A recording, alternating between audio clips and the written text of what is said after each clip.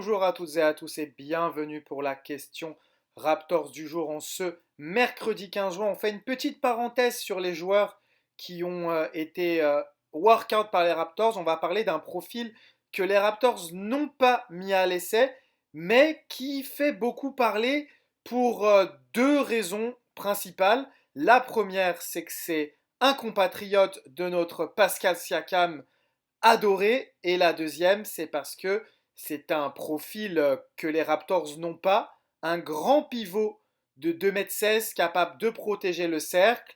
Alors aujourd'hui, on va parler avec Ben de Christian Koloko. Est-ce qu'il a le profil Raptor? Est-ce qu'il pourrait être une cible de Masai Ujiri et Bobby Webster? C'est la question à laquelle nous allons répondre aujourd'hui. La question Raptors du jour, c'est parti!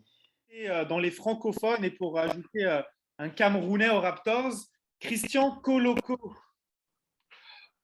Un autre profil un peu similaire à celui de Kamagaté.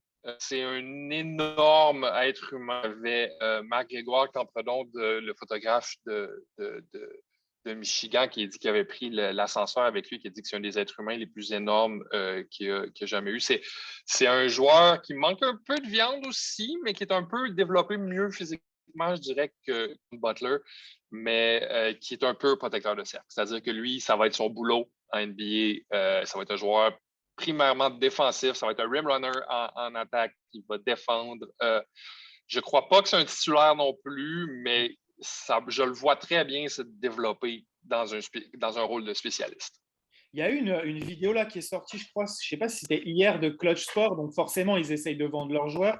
On l'a vu prendre des tirs un peu de loin et à mi-distance. Est-ce que ça, tu y crois ou c'est juste un peu de la poudre au jeu, comme quand on voit Gobert prendre des 3 points à l'entraînement Hey, c'est la saison, hein? C'est la saison de ces choses-là. Là. Andre Drummond, depuis 8 ans, je crois, met des tirs à 3 points dans des gymnases vides.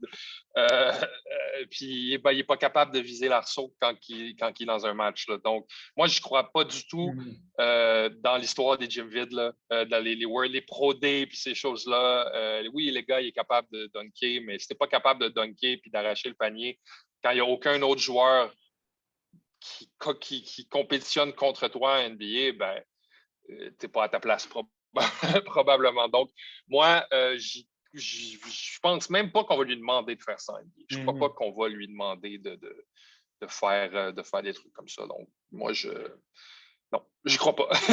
Eh ben, au moins c'est clair. Voilà. Ouais, oui. N'hésitez pas à me donner votre avis après la description qu'en a fait Ben.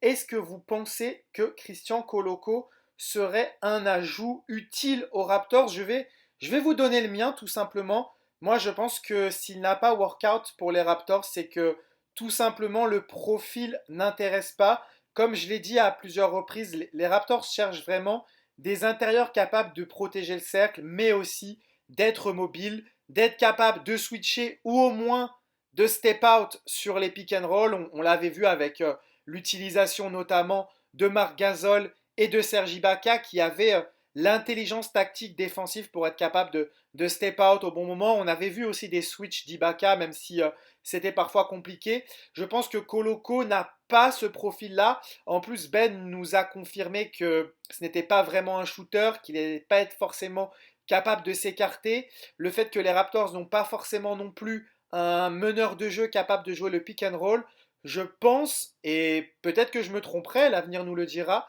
que Koloko ne sera pas dans le viseur des Raptors.